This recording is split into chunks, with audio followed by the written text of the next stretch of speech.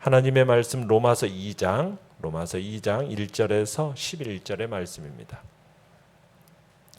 로마서 2장 1절에서 11절의 말씀 우리 한 목소리로 같이 읽도록 하겠습니다. 시작. 그러므로 남을 판단하는 사람아, 누구를 막론하고 내가 핑계하지 못할 것은 남을 판단하는 내가 너를 정죄함이니 판단하는 내가 같은 일을 행함이니라. 이런 일을 행하는 자에게 하나님의 심판이 진리대로 되는 줄 우리가 아노라. 이런 일을 행하는 자를 판단하고도 같은 일을 행하는 사람아, 내가 하나님의 심판을 피할 줄로 생각하느냐? 혹 내가 하나님의 인자하심이 너를 인도하여 회개하게 하심을 알지 못하여 그의 인자하심과 용납하심과 길이 참으심이 풍성함을 멸시하느냐? 다만 내 고집과 회개하지 아니한 마음을 따라 진노의 날 곧 하나님의 의로우신 심판이 나타나는 그날에 임할 진노를 내게 쌓는도다. 하나님께서 각 사람에게 그 행한 대로 보응하시되 참고 선을 행하여 영광과 존귀와 썩지 아니함을 구하는 자에게는 영생으로 하시고 오직 당을 지어 진리를 따르지 아니하고 불의를 따르는 자에게는 진노와 분노로 하시리라. 악을 행하는 각 사람의 영에는 환난과 곤고가 있으리니 먼저는 유대인에게요 그리고 헬라인에게며 선을 행하는 각 사람에게는 영광과 존귀와 평강이 있으리니 먼저는 유대인에게요 그리고 헬라인에게라. 이는 하나님께서 외모로 사람을 취하지 아니하심이라. 아멘. 오늘 말씀의 제목은 남을 판단하지 말라라는 제목으로 말씀을 나눕니다. 우리가 로마서 1장에서 사람이 얼마나 악한 죄인인가 그것을 하나님께서 세밀하게 죄목을 들어가면서 증거해 주셨죠. 그러면서 이 죄들에 대해서는 사형에 해당한다 말씀을 하셨어요. 다시 말해서 유죄가 확정이 된 거죠. 그럼에도 불구하고 이 판결이 못마땅해서 승복할 수 없다라고 항소하는 자들이 오늘 우리가 읽은 2장에 등장을 합니다. 그러므로라고 시작이 되는데요. 그 다음에 어떤 부류의 사람이 나오고 있는지 보십시오. 남을 판단하는 사람들입니다.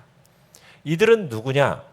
그들은 하나님이 죄인이라고 하는데 불만을 품고 있는 자들로 보여요. 아무리 하나님께서 세상 사람들을 정죄해도 자기만은 아니라고 하는 생각에서 뭔가 은근히 자랑할 것을 들고 나오는 사람들이란 얘기입니다. 내용 관찰 문제 1번입니다. 사람이 다른 사람을 판단하고 정죄할 수 없는 이유는 무엇입니까?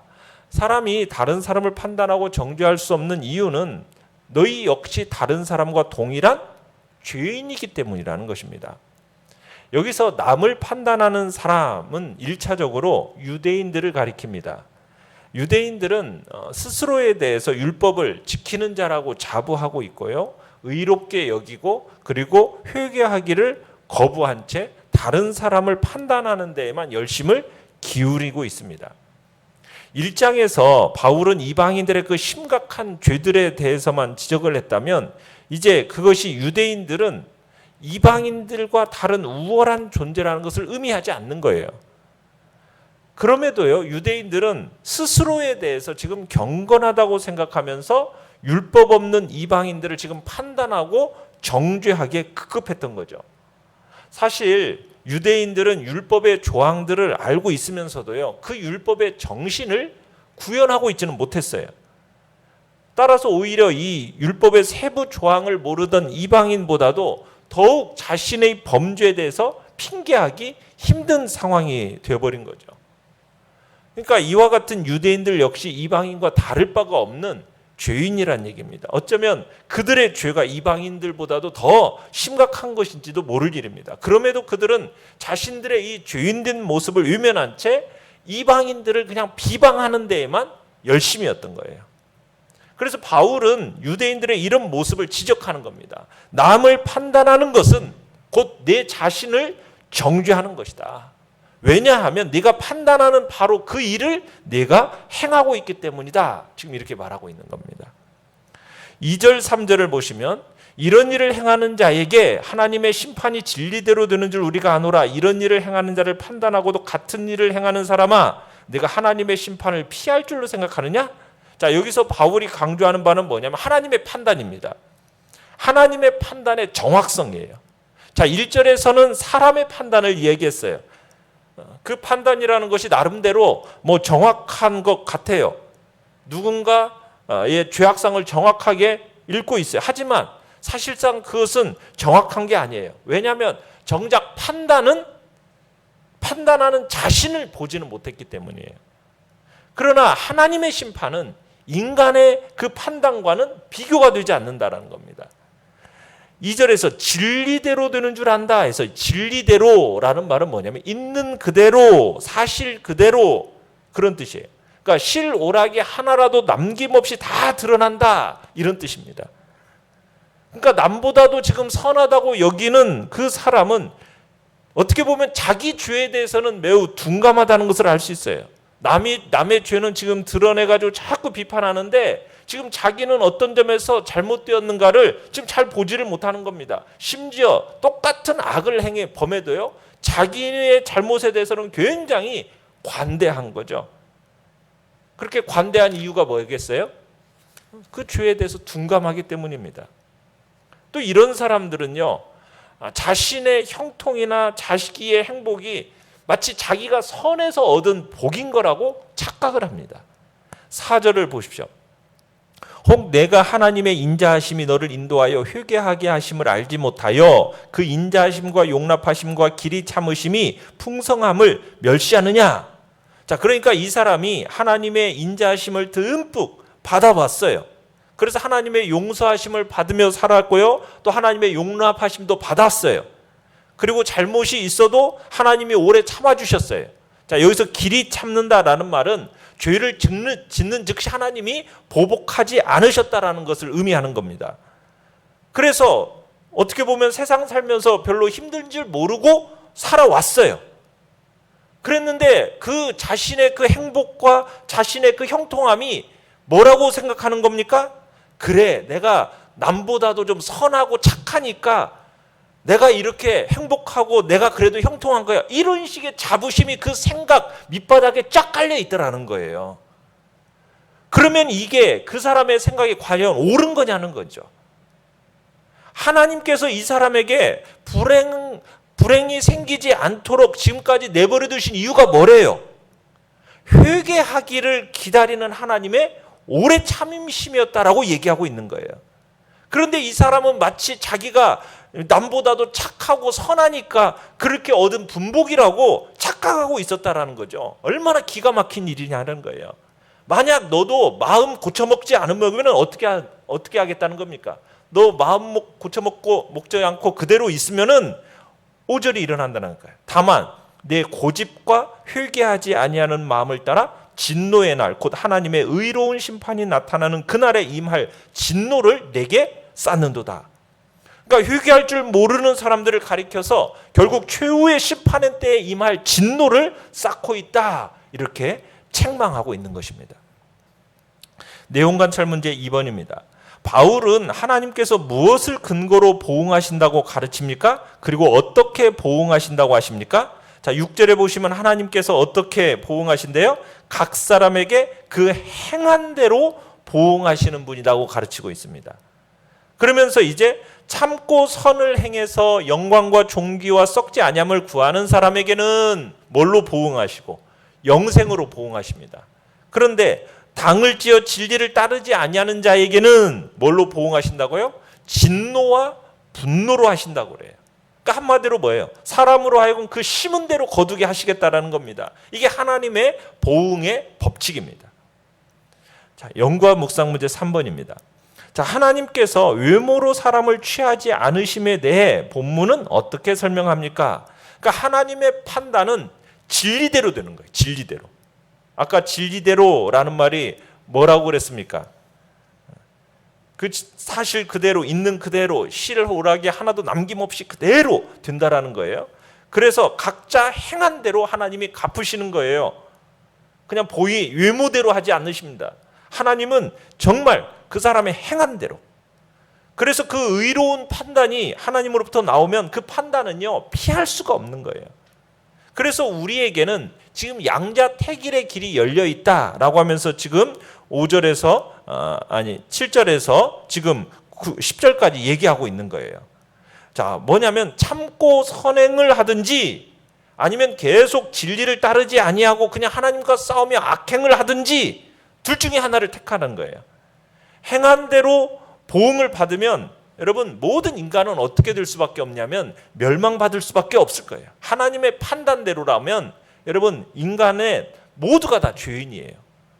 여기에 변명할 수 있는 사람은 아무도 없어요. 우리가 1장에서는 만물에 하나님의 신성과 능력이 나타나 있다라고 얘기하고 있습니다. 그래서 핑계하지 못할 거라고 그랬어요. 오늘에서는 하나님의 판단은 의롭기 때문에 똑같은 일을 하는 그 인간은 핑계댈 수 없다. 지금 얘기하고 있는 겁니다. 그래도 내가 남보다도 선해, 착해. 그렇게 믿고 있는 사람은 자기의 선이 얼마나 하나님 앞에서 무가치한 것인지 형편없는 것인지를 모르고 있는 거죠. 진짜 선이 뭔가를 모르는 거예요.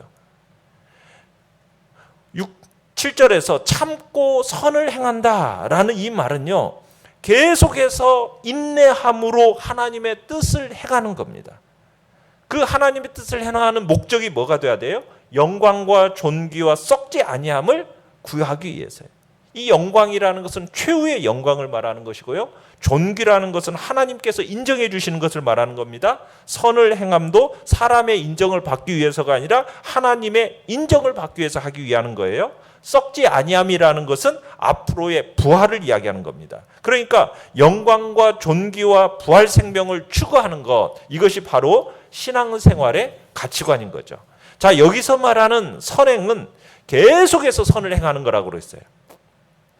근데 지금 여기서 보면은 뭘 대비시키고 있느냐면 꾸준한 선행과 꾸준한 악행을 지금 대비시키고 있는 겁니다. 자, 우리 신자들이 순간순간 잘못을 하는 때가 있어요. 그런데요, 전체를 보잖아요. 전체를 두고 보면 내가 이렇게 살아서는 안 되지 하라는 그런 의식을 가지고 믿는 자들은 선을 향해서 움직이는 거예요.